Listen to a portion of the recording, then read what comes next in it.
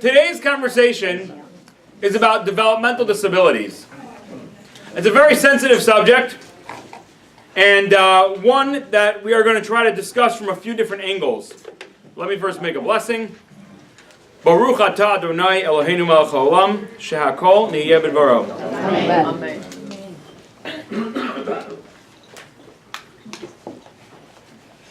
I want to first start by reading to you, and it's actually, I had it on the sheet, I'm going to read it to you from here now. A first-hand account of parents who had a child with developmental disabilities, okay? And it's, you'll see, here we go. I'm going to read it to you.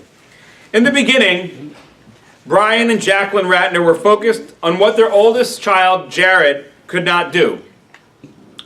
He could not talk, could not walk, did not play with toys, did not take the toilet training, missed most developmental milestones.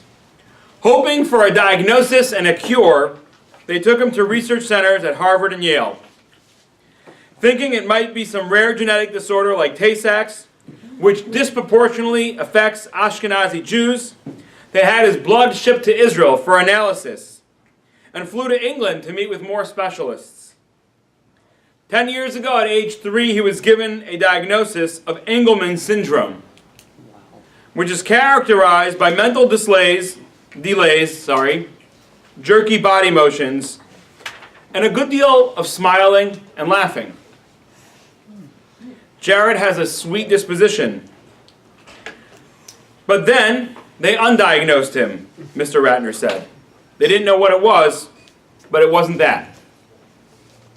And so the Ratners began focusing on who Jared was and what he could do. When he wanted a ball, he would pound his chest until he got it. Sometimes he wanted to communicate so badly, you can hear him from the other room pounding his chest, Mr. Ratner said. There's a lot of emotion there. He is good at making eye contact, and his mother noticed that if she asked him what he wanted for lunch, turkey, tuna, chicken, he would say yes by blinking his eyes and then holding them closed an extra second.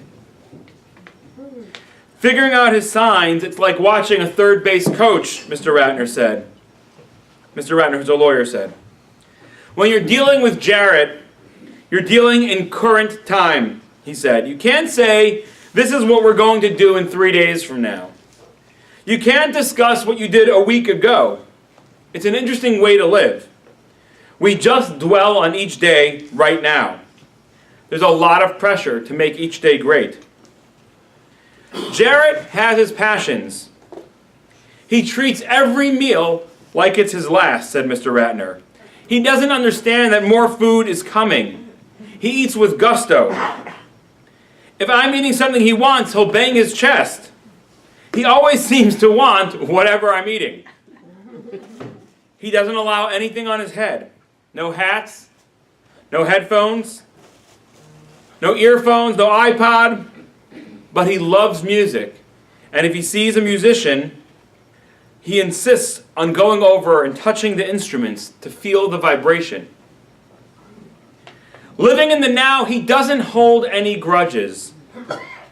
As most children become teenagers, they distance themselves from their parents. Jared continues to love unconditionally. He's thrilled to see me every morning, Mr. Ratner said. I turn on his light. He wakes up. He's smiling. He reaches up to grab me around the neck with his left hand, pulls my face to him, and with his right hand, he sucks his thumb. After Jared, the Ratners took every genetic test available and have had 3 more children, making for an incredibly full life. But they've always tried to hold a vow they made to Jared. We promised our son at a young age that whatever it takes for him to have a happy and satisfied life, we will do, Mr. Ratner said. As Jared approached 13, they wondered, could he be bar mitzvahed? Should he be bar mitzvahed? Jared could not do the traditional Haftorah reading. He couldn't even place the cover back over the Torah on his own.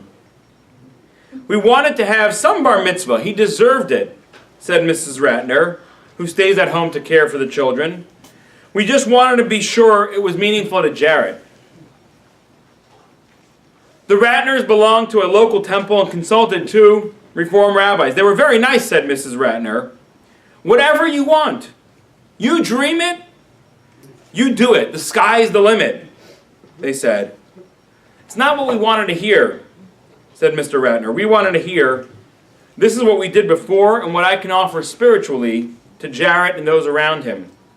We were trying to translate Jared to our friends and family. In 2006, the Chabad Lubavitch Orthodox Hasidim opened an education and mission center in nearby Armonk. Mr. Ratner consulted the rabbi there, Yosef Butman. He explained that kids so handicapped are actually on a higher plane than you or I, Mr. Ratner said. We're put on earth to perfect ourselves, and most of us have so much to do. But there's not much they can do. They're nearly complete. A couple of little tweaks, and they're ready to meet God. The Ratners are not religious. 2 years ago, when Mr. Ratner was 42, he had open heart surgery. I spent 2 hours on a lung heart machine. You do a lot of thinking. An afterlife? My feeling was you pass away and you're gone, Mr. Ratner said. Still, he said, it's fascinating that someone as imperfect mentally as my son is, that he's considered to be way up there in the next world. That touched us. No one ever said that about my children, about my son. You occasionally like to hear good things about your children. Living in this wealthy suburbs, the Ratners have seen their share of $100,000 bar mitzvahs, vodka flowing from fountains, ice sculptures, caviar tables, crazy Broadway show themes, Mr. Ratner said. Our only theme was going to be Jared. Last Sunday, they squeezed 60 chairs onto their patio. Rabbi Butman explained that for the 10 minutes the Torah was opened, as is the Orthodox custom, men and women would sit separately. But instead of putting a wall or curtain between them, he'd brought along half-dozen tastefully potted plants that he placed down the center aisle. Except for prayers, everything was in English. A Hasidic student read Jared's Haftorah. Eli Lipsker, a legendary Hasidic musician, played traditional Jewish songs on the electric organ. Jared, the hater of hats, kept pulling off his prayer cap, but family and friends kept putting it back on. Jared's two younger brothers, Jacob and Jordan, 9 and 7, spent most of the time running around the yard with their cousins, but Jared's little sister, Julia, sat in a baby carriage attended by an aide. Despite genetic screening, her parents say she appears to have whatever Jared has. The service was quick. Jared was wheeled to the Torah, helped by family to touch the Torah, and at the end, to cover the Torah.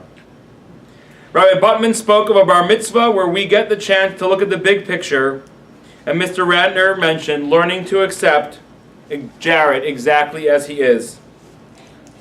Mostly it was music and dancing. The men danced in a circle around Jared. At one point, Mr. Ratner hoisted his son from the wheelchair, held him up from behind, and the two swayed together to the Hasidic classics. Afterwards, they drove down the street to the Kittle House restaurant. There was no vodka from fountains, but there was a single layer chocolate cake, Jared's favorite, and lots of good food. The bar mitzvah boy tasted his first hot apple cider and drank with gusto. Guests kept saying they've never seen a bar mitzvah like it before. When everyone started dancing around Jared, that's when I felt a little emotional, Mrs. Ratner said. I saw you crying, Mom. Why were you crying? Yelled 7-year-old Jordan. And laughing, he ran off to tell his cousins. That's the story of a family living with an exceptional soul. That's the story of a family learning to adapt their lives to the precious neshama that God has entrusted them with. And learning to appreciate that despite the things that he's unable to do, he actually, spiritually, may be coming from a very high place, even higher than they. In Judaism, we believe in the concept of Gilgul, reincarnation. Many times, there are souls that led an almost perfect life. And when they go up to heaven, they're given the choice to either atone for their mistakes in the heavenly way, which is the experience that we call Gehenom, an incredibly, incredibly difficult experience. And sometimes they're given the opportunity and the privilege to come back down to this world and live out those few mistakes and try to rectify them in their next life. However, that's fraught with danger. What happens if you come back for another round and you do worse? What happens if you are 98% complete?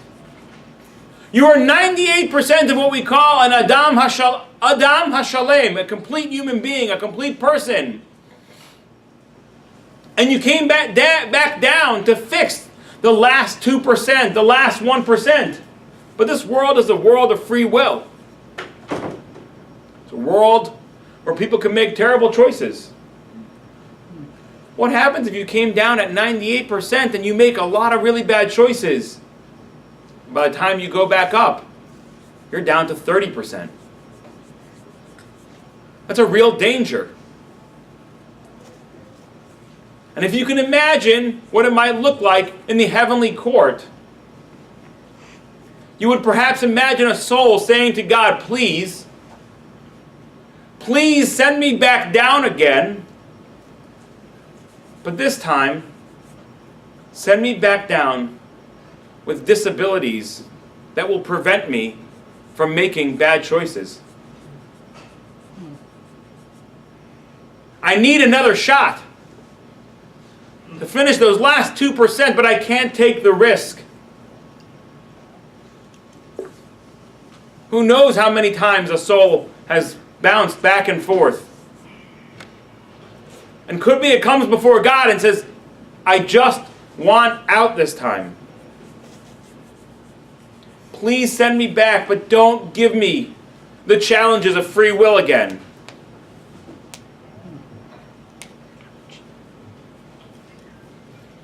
What looks like to us to be a terrible decree from heaven might just be the greatest gift that God gave that soul. And what about the family, though?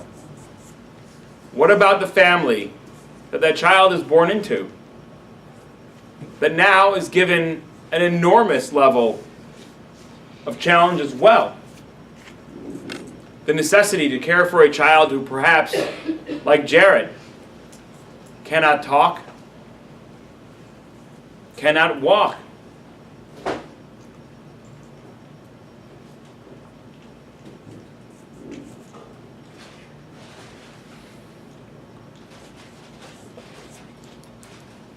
Family I'm very close with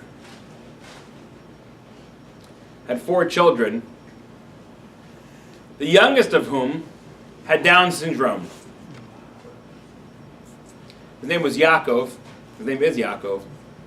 He's a beautiful, beautiful child. Beautiful, amazing, sweet young boy.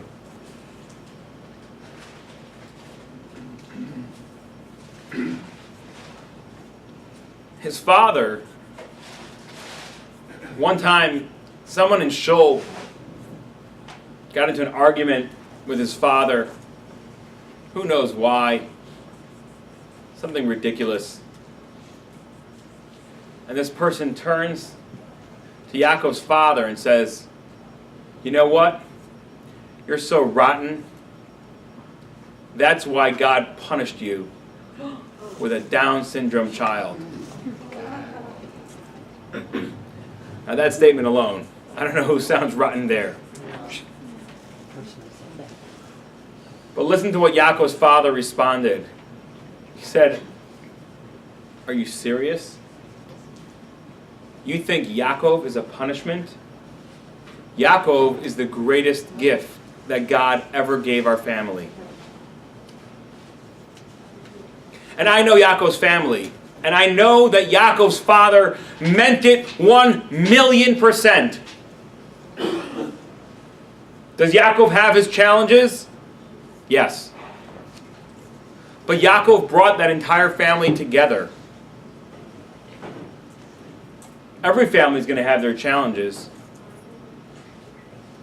But here, they all focus together on helping Yaakov deal with his. And that's their family challenge, freeing up a lot of the pettiness that normally plagues other families. Every member of that family grows up being a natural giver. Because from day one, they're helping to care for someone who's not able to care for himself. The kindness that is second nature to that family is astounding. The closeness that that family feels is incredible. Yaakov, as told by Yaakov's father, is the greatest gift that their family has ever been given.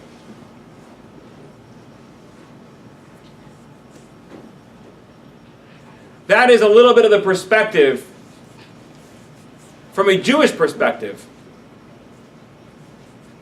on how we understand the existence of developmental disabilities, both on the part of the one who is born with it and on the part of the family that has a child from those special neshamas, those special, special souls.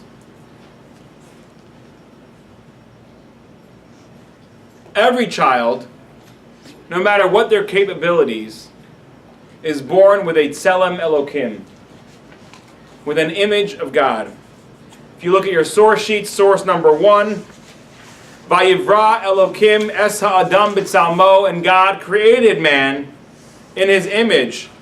B'tselem Elokim bara oso, in the image of God he created him. Zachar u'nekeva bara osam, male and female, he created them. Which means that when we see a child or an adult who has developmental disabilities, what we should be seeing, and actually if we have the proper eyes, we should be seeing even more clearly, is this tselem Elokim, this image of God.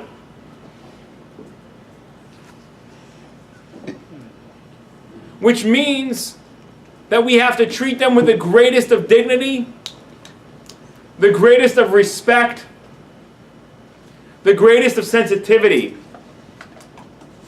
Because while their ability to communicate with us may be limited, we have no idea, and it's often impossible to know what they are thinking. But they know how they're being treated. How important is kavod habrios, the respecting of every single human being? Let's see what the Talmud Bavli says. Toshma, come and hear. Gadol kavod habrios. The dignity of mankind is so great. is so important. Shedocha es lo saseh shebatorah. It overrides a negative commandment in the Torah. Now, this is a very, very important line to define, by the way. People could use this to give license to any type of behavior. It's only, I am a bacon craver. I was born this way since I'm a child, and I can't eat anything but bacon. Any of that just doesn't work for me. And if I don't eat bacon, I go crazy. Therefore, to protect my human dignity, I can eat bacon. It doesn't work like that. There are very, very, very, very specific guidelines given in the Torah describing which negative prohibition might it override. And for starters, the Talmud says the one that it might override is the prohibition of lo tasor, which means you shall not step away from a rabbinic enactment. Sometimes, for human dignity, we are allowed to step away from a rabbinical enactment. For example, the classic example given in the Talmud, on Shabbos, one is not allowed to carry things that are muktzah, things that are set aside for no use, that don't have any set aside use, And one is not allowed to carry in certain types of areas that are not public domains, and they're not private domains, they're sort of semi-quasi domains called a carmelis. If someone, for example, on Shabbos had to go to the restroom and there was no toilet paper, one would be allowed to carry the toilet paper through a carmelis, through a rabbinical sort of gray zone, in order that they should have the dignity to be able to go to the bathroom and take care of it. That's an example of it. So it's not a blanket statement saying no matter human dignity is okay, do whatever you want, because it can override any prohibition. I know that the Torah says I shouldn't steal, but I don't have any nice clothing right now, and I would feel much more dignified wearing a biryoni suit, so I'm going to go steal, right? I want to be dignified.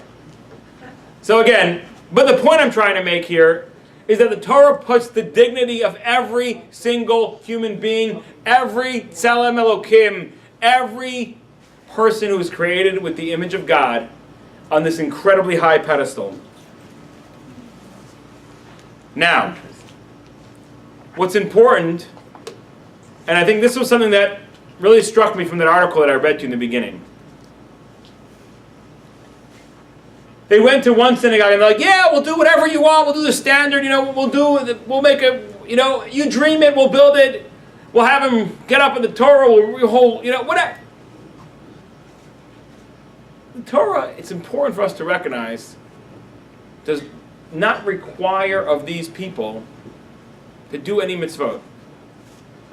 If they connect emotionally with a mitzvah, you want to help them shake a lulav, that's fine. But they're not required. The Torah only requires people to do things that they're able to do on an emotional, an intellectual, and for sure physical basis. So the Talmud, for example, says in Chagiga, source number 3, all are obligated to appear in the temple and rejoice on the festivals. One who neither hears nor speaks, and an impaired individual, and a child, all are exempt even from rejoicing, since they are exempt from all commandments in the Torah. Just like the Torah does not require a child to do a mitzvah, because a child is unable to either physically or intellectually do a mitzvah, understand what a mitzvah is, understand what they're doing, so too the Torah does not require people with developmental disabilities to do mitzvahs either.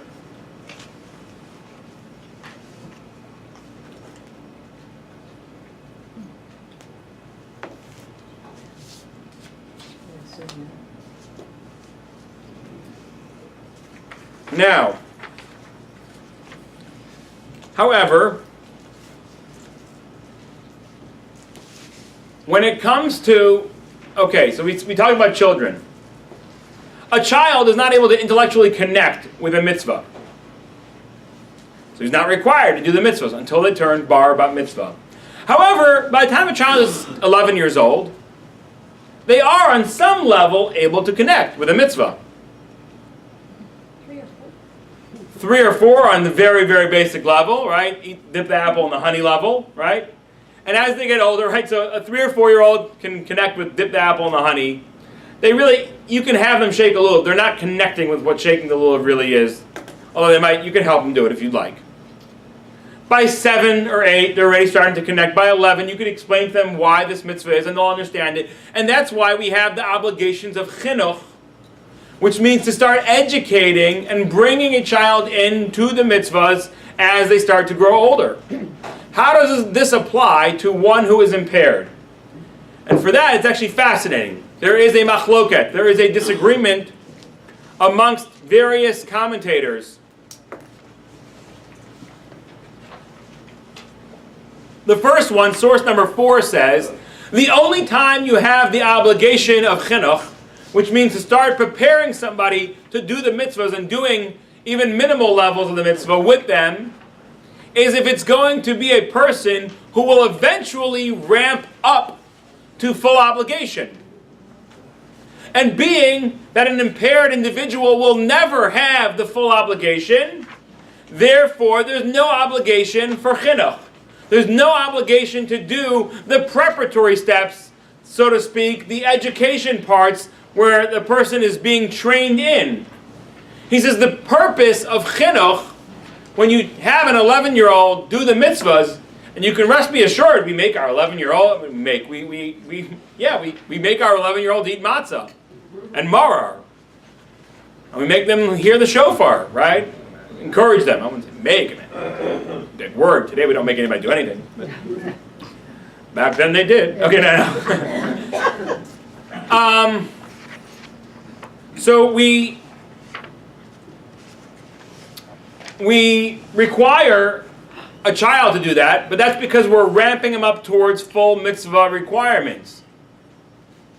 If you look at source number 4, a deaf-mute and an impaired individual,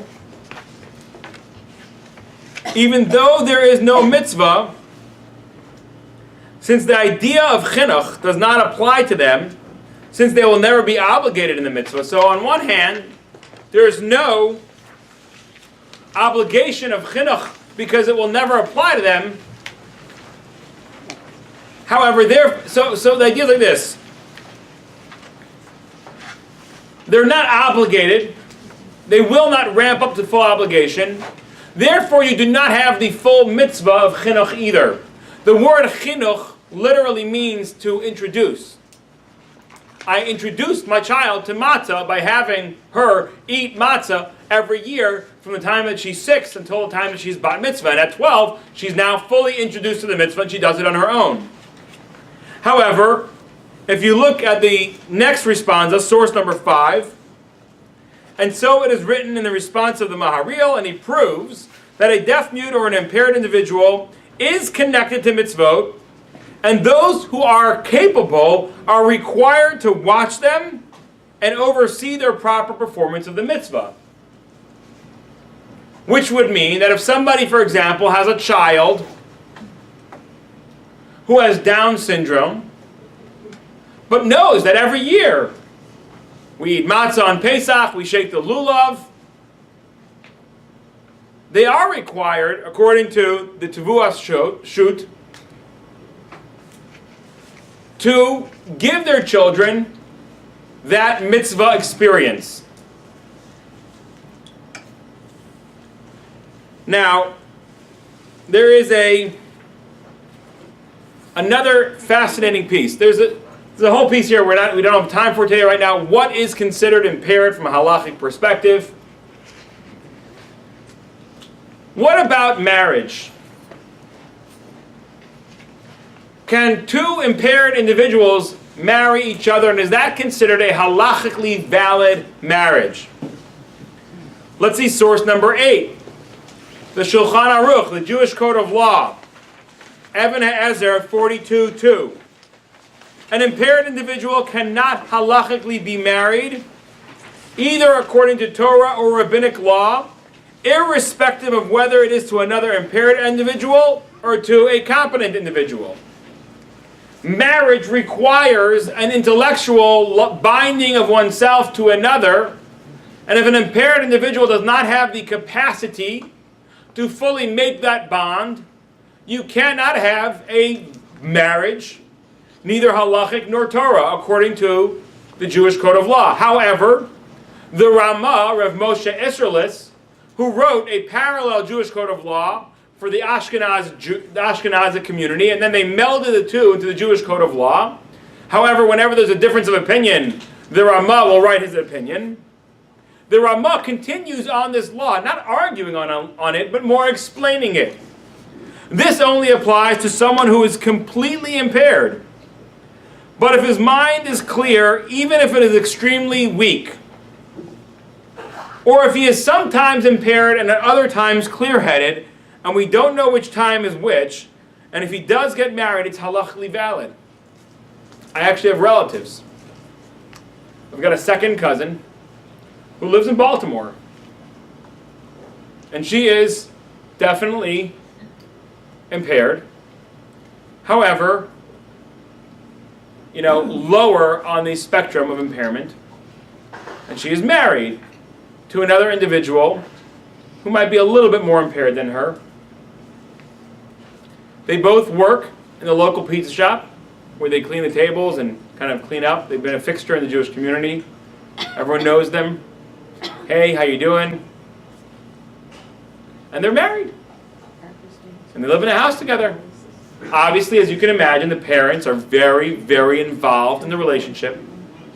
They need more parental guidance than the average couple.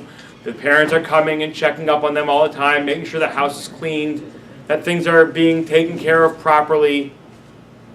But thank God, they've had a very long and healthy marriage. It's a beautiful thing. Do they have children? They do not have children. And that was sort of something that was a very important component of their marriage, because they would not be capable to care for those children.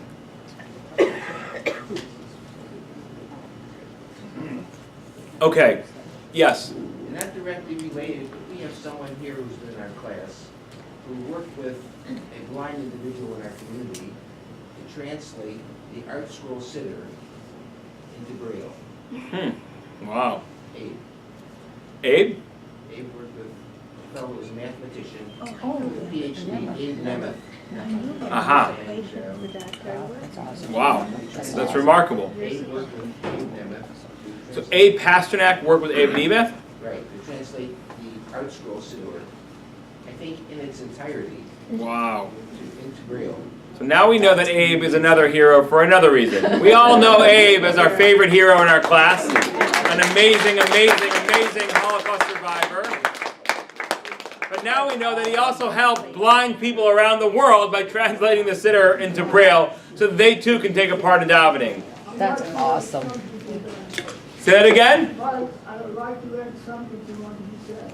Yes. After we finished, he said, Hashem produced us to be now that anybody can go and open up to do it and can do it. Amazing. That is So if you couldn't hear what Abe said, he said after they finished this amazing monumental work of translating the Siddur into Braille, his friend said the following verse, which is Hashem sefasai tiftach. Hashem, open up my lips, ufi yagid tehilasecha, and let my mouth say your praises. This is how we start off every single Shemona Esrei, every silent devotion. And now blind people around the world who didn't have the ability to be able to say the beautiful praises of God that we have the pleasure and honor to say every time we pray, are able to do that because of Abe Pasternak and Abe Nemeth's work. Again, what a hero. What a hero.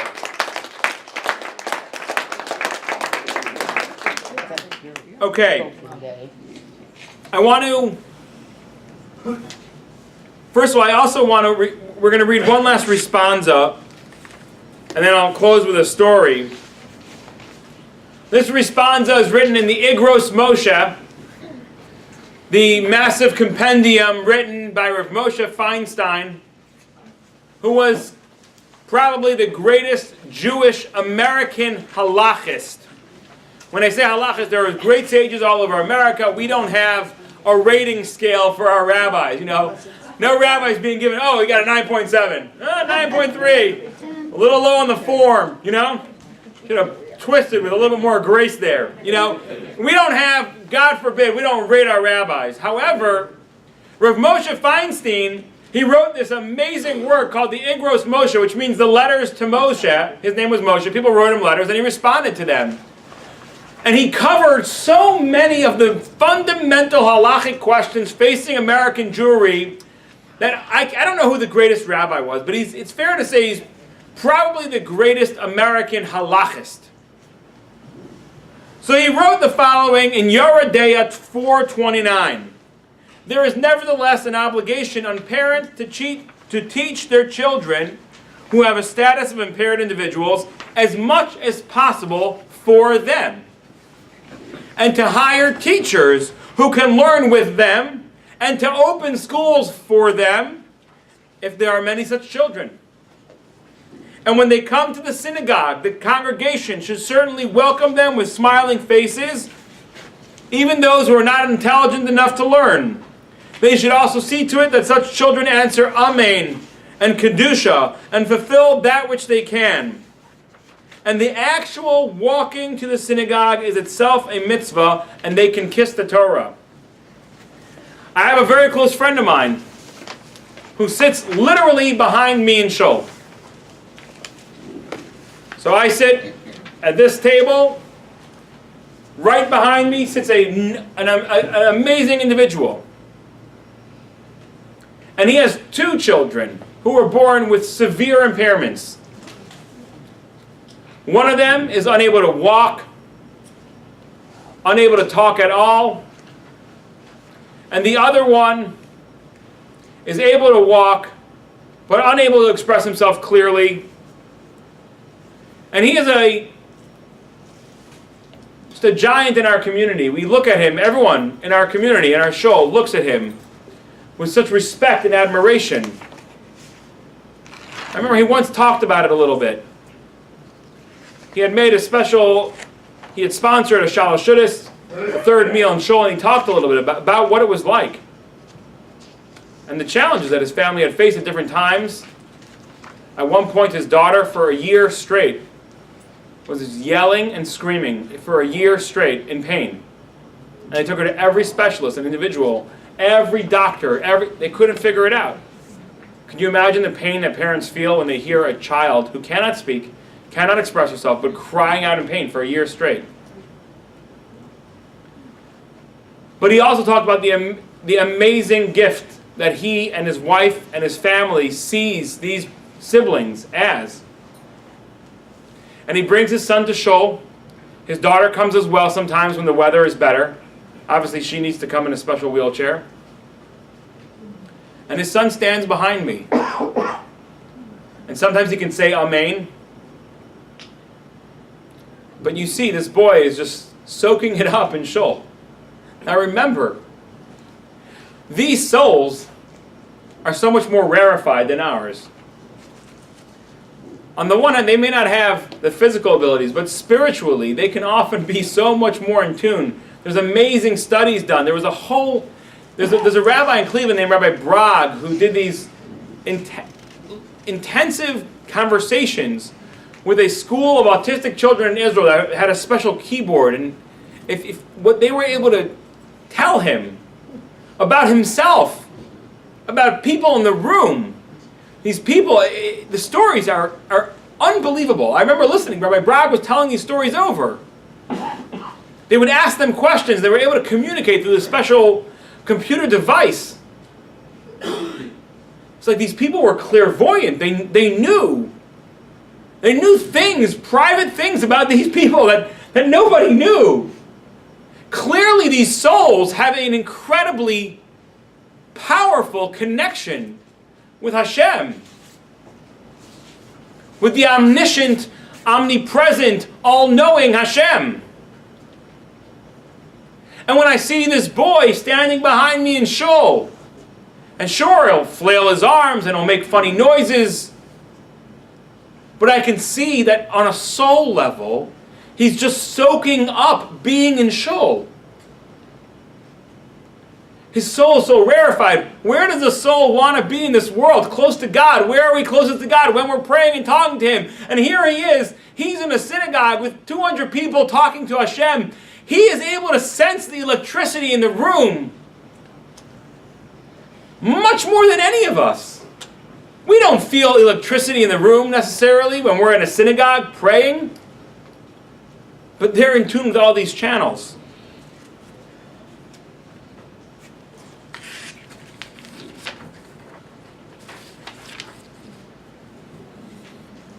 I taught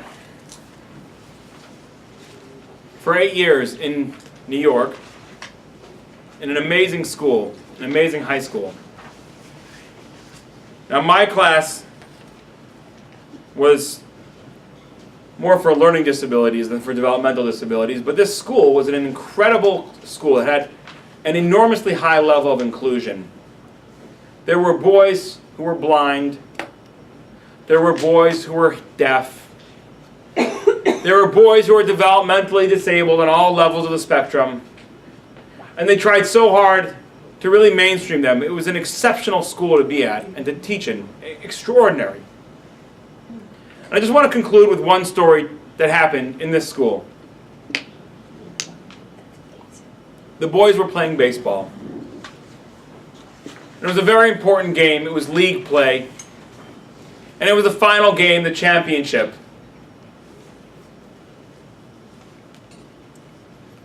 And there was a disabled boy in this school who loved baseball. He couldn't play, of course, but he loved to watch, and he would watch from the stands, and he would shake his hand, and he would express his enthusiasm for what was going on. And it was the 9th inning, and they would put him on the team, and he would come up, and, he would strike out or whatever. He couldn't really hold the bat so well, which was fine. They would let it be. It wouldn't count as an out. But here it was at the championship, and everyone knows, and he can feed off the excitement of the boys. He knows what's going on. It's an exciting game. It's a big game. And it's the 9th inning. And the team with this young gentleman is down by 1 run. There's 1 runner on base, and they've got 2 outs. Wow. And they decide that now is the time. It was the turn in the batting order for this young man to get up. So he gets up, and something fascinating happens. These are boys playing by themselves, not instructed. The pitcher from the other team walks all the way forward until he's just a few yards away.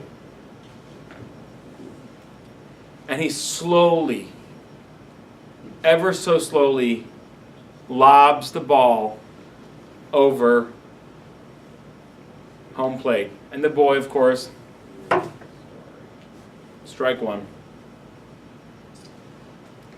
And this time, one of the other boys from the team comes behind him and says, "Here, let me help you." And again, the pitcher, ever so slowly, lobs the ball over the plate, and they try. Strike 2. And the pitcher moves a little bit closer, and now the boy is standing behind this guy, sort of holding the bat with him, 4 hands on the bat. And the pitcher lobs it across the plate, and this time, somehow, they connect. Ball and bat. Wow. And the ball hops a few feet right up to the pitcher. And now everyone is yelling at this boy, "Run! Run!" And the pitcher takes the ball to throw to the first baseman, and he throws the ball so far beyond the first baseman's head. There was no chance. And this boy, his running is a bit laborious, and it takes time, but he finally makes it to first. But they're not ready to go there, and they're not ready to let him stop with a single. The first baseman takes the ball and throws it so far over the second baseman, it's rolling into foul territory, and everyone starts yelling at this young gentleman, "Run! Run!" And he's running and he's running. And so the ball gets thrown over third base, and this young man slowly determinedly, gleefully runs across the bases and is hoisted up. Not just by his teammates, but by the other team as well. And they're all marching off the field, singing. And this boy is smiling with such pure, unadulterated joy.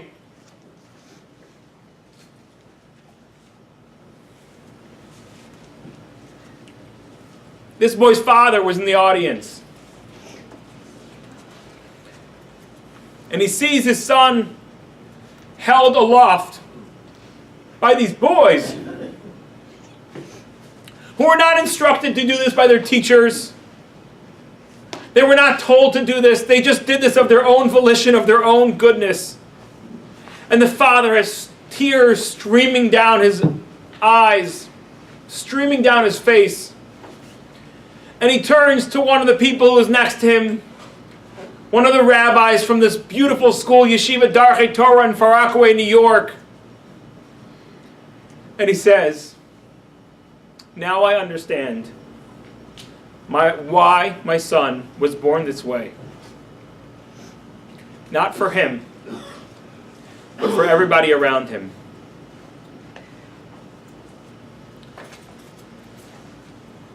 That is the incredible gift of the very, very beautiful and special souls that Hashem sometimes puts down in this world and entrusts into special families and special communities. May we love them, may we cherish them, and may we all become elevated through them. Thank you so much. Have a wonderful week.